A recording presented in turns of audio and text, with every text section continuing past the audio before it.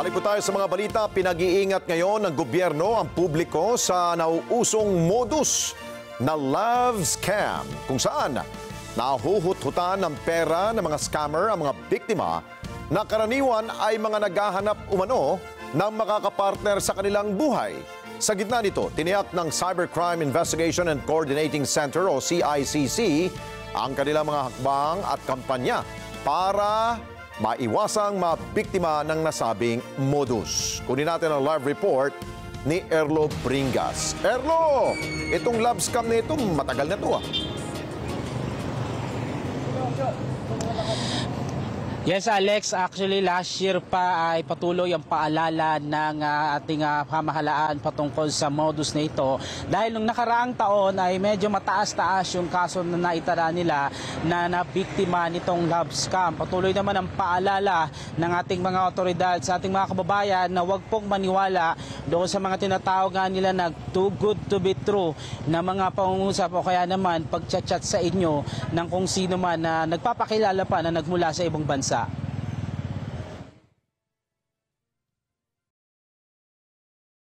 Nagbabala sa publiko ang Cybercrime Investigation and Coordinating Center, CICC, patungkol sa nauso na naman sa ganitong panahon na love scam para palakasin ang kanilang panawagan sa mamamayan at wala nang mabiktima pa ng nasabing modus. Inilunsad ng CICC sa pakikipagtulungan ng mga non-government organization ang hashtag UnmatchedPH campaign para malabanan ng love scam. Ang UnmatchedPH ay isang awareness campaign na layong malabanan ng online schemes na kadalasang nabibiktima ay mga naghahanap ng romantic partners. Ayon sa grupong Scam Watch Pilipinas, maraming pwedeng kahantungan ang love scams tulad ng loan scams at investment scams. Kaya kadalasang target ng mga ito ay yung mga naghahanap ng partner at madaling makuha ang loob at para paasahin hanggang sa makuha na ang pera na hinihingi. We will not stop educating the public and we will keep on encouraging them, urging them to report all types of scam because the information that they will share to 1326 can be turned into actionable intelligence.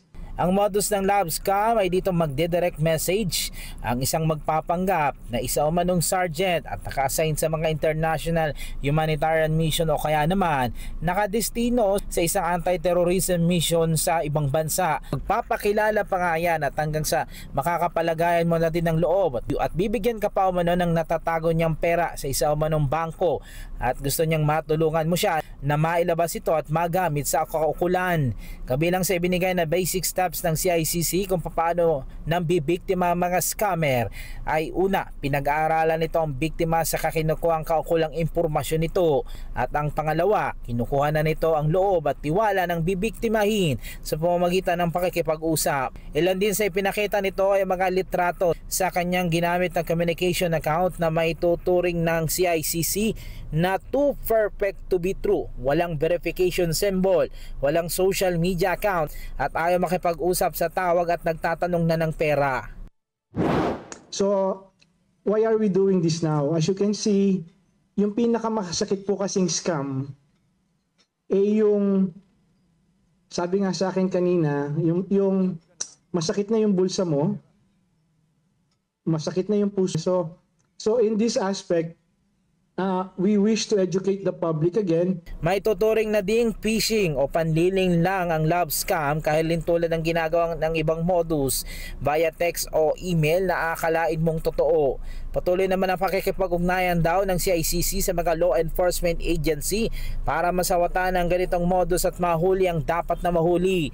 Muli naman silang nagpaalala sa ating mga kababayan na agad na i-report sa kanila ang mga insidente ng love scam. Maraming tumatawag para magkwento, hindi para mag-report. Nahihiya na naging biktima sila. So, thank you na rin. But, what we want is really the public to report so that we can put it in the metrics to measure how much is being lost publicly.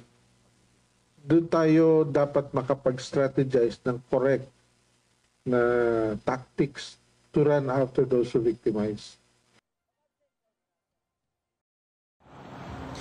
Samantala Alex, patuloy na nagpapaalala ang CICC sa ating mga kababayan kung may ganitong uri ng modus na sila'y naranasan o kaya naman may kakilala na biktima, maaari daw i-report sa kanilang hotline na 1326. Patuloy din ang kanilang paalala sa ating mga kababayan na huwag maniwala doon sa mga biglang nag-chat-chat sa inyo, lalo na't nagpapakilala nga na siya isang sundalo sa ibang bansa at nasa isang humanitarian mission, at doon na kasi nagsisimula yung tinatawag na love scam hanggang sa magkapalagayan na ng loob at makuha na nga yung inyong mga pera. Alex. Okay, Erlo, nabanggit ba ng CICC kung magkano ba ang perang humantong na nawala doon sa mga biktima? Aabot ba yan ng milyon?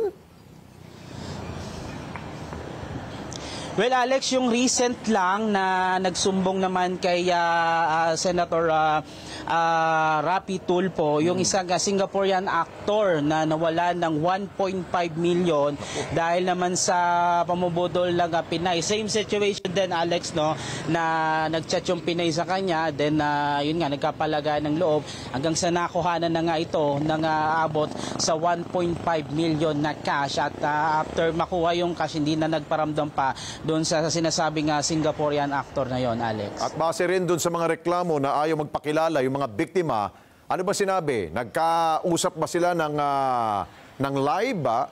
May ano ba? May Zoom meeting ba silang dalawa? Dahil gusto mo makita kung ano yung tsura nung gusto mong maging kabahagi ng buhay mo, di ba?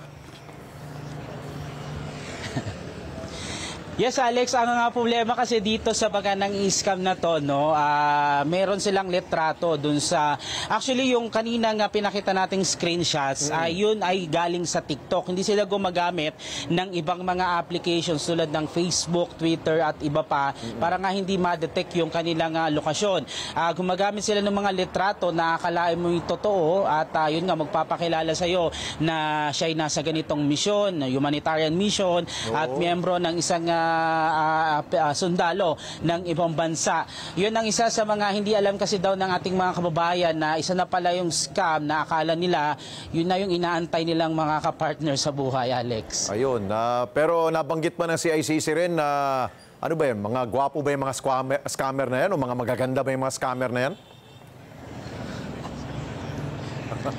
Alex, actually, dinedepende ng scammer kung sino yung bibiktimahin nila. No? Actually, yung ako last year, may nagtangka na rin na magganyan sa akin. Pero, syempre, tinignan ko muna kung yun ba ay talagang scammer, Alex. Pero, nakita natin yung mga indicators na sinabi ng CICC na scammer nga. Yun, nakita natin doon na talagang kung hindi ka talaga maalam, madadala ka doon sa mga, kumbaga, sabi nga sa Tagalog, mabubulaklak na pananalita hanggang sa makuha na yung natatago ng yaman, Alex. Maganda yung nakachat ko na yun, Alex, actually.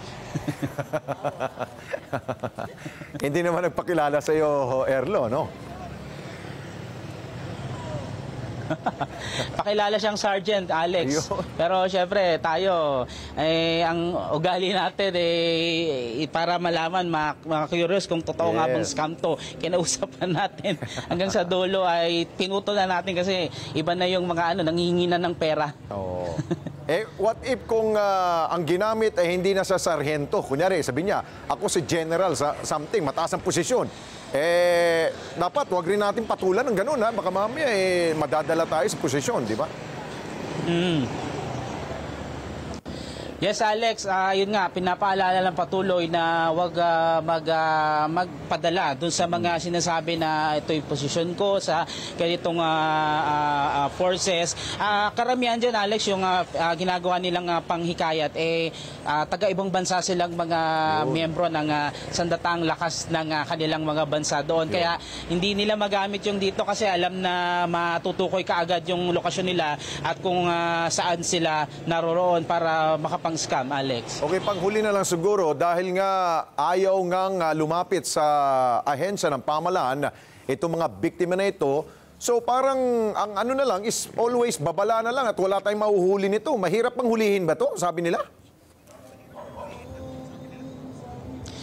Yes, Alex, mahirap matukoy itong mga scammer na to, no? Hindi nila sure. Actually, tinitignan nila sa kayon din. Baka mamaya nagpapanggap din na taga-ibang bansa at nandito lang din sa Pilipinas yung mga nangi-scam na yan at talagang isa rin yun sa kanilang pag-aaralan kung paano nila matutukoy yung mga yon para nang sa ganun maputol na rin, matigil na rin yung ganyang scheme taon-taon tuwing pagkatapos ng holiday season.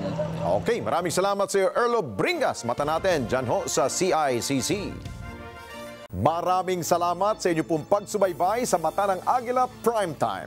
Para malaman ang matatag, matapang at matapat na mga balita, i-follow lamang at mag-subscribe sa AtNet25 TV.